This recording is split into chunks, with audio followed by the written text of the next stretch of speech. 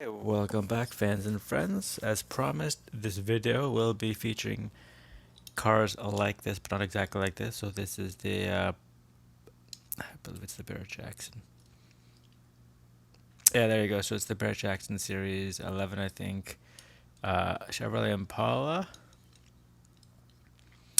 done in that nice blue, advertises the 409 version of the car. Why is that important? Well, because today we'll be comparing either well or not well to the we have a bunch of Impalas coming up. I already said that. But this is actually not a green light. This is a Maisto. So this is a 1959, so 4 years previous to this card. Probably in the same generation, but not the same. It's an SS, so it's the same trim level. It's not the exact same model. And so why we'll be taking a look at this, I think it's like $1.50 cheaper than this. Hopefully I can get this to work, the lifted stock and lowered version of the suspension. We'll be taking a look at how that works, and obviously 1/64 scale.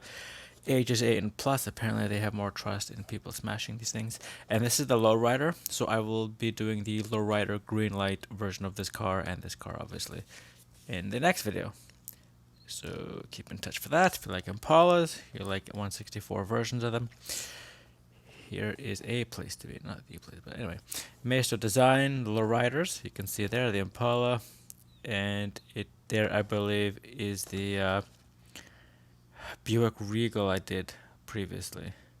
Not actually, not from the Lowriders. I did a Buick Regal, but it was from Maisto, but not this series. Anyway, General Motors is the manufacturer of the car. 1/64 refers to the approximate scale, so they're doing basically what Mattel does.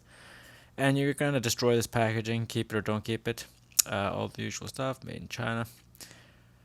There's the R2 referencing for the barcode, and then actual product may, of course, it varies. Yours will not look like that in the middle of a city. Anyway, I've already wasted 2 minutes. Let's get right to this.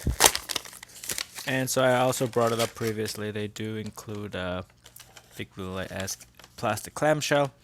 Nice green pearlescent paint. Unfortunately, I do not see any rearview mirrors. Wheels are done very nice. I do like that gold version of the trim. The underside also looks reasonably well done.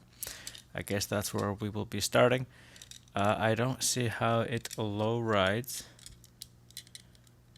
but we will take a look at that hopefully better later. And there's no SS there, so once you destroy that package, you will have no idea. So I think the green light is pretty much, no, it says Impala SS. What it does not tell you is the 409 engine. We found out last video with this other version of that, the vintage ad cars, they are all the 409 engine. And this, unfortunately, the hood does not open. I feel like I'm going to rip it right off. So that's unfortunate. We can't really clearly see into the cabin. You are seeing the light shine in there. So just compare that to this. We can, however, see into the cabin there because of that gold trimming. And as you can see, that's where it is. Now I'm gonna ask, is that the push button to get the wheels to go up and down?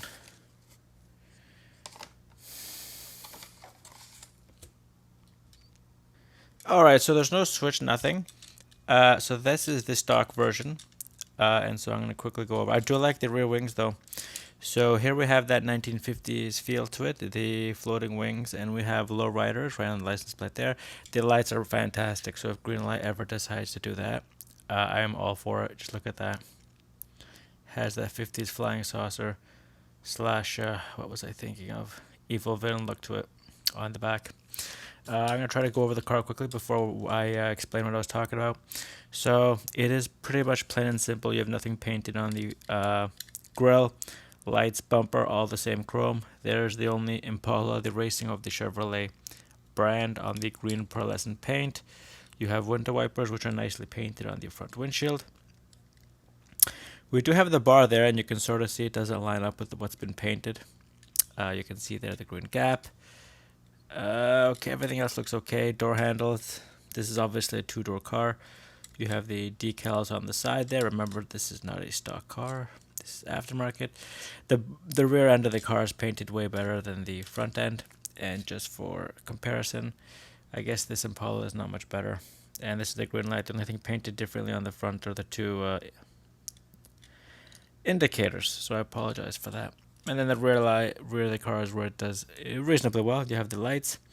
Like I said, it says Lowriders on the front plate, but nothing on on the rear plate, nothing on the front plate.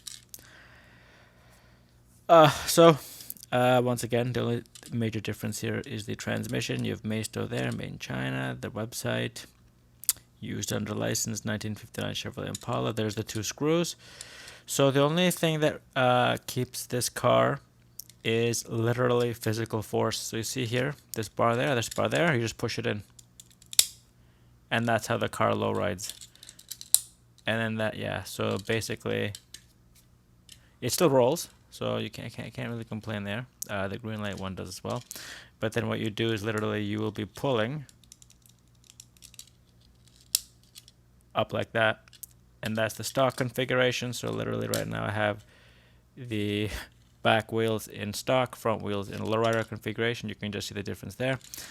And then that's the maximum elevation of the car.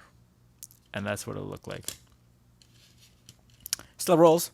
So that's interesting. You can actually have it in all three configurations and the car will still move. So there's stock and there's high.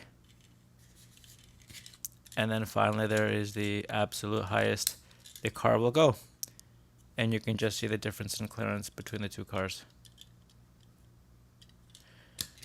So is it better than a green light? Does it offer something different? I say yes, but just remember, it is physical torsion and the plastic flexing that is keeping this.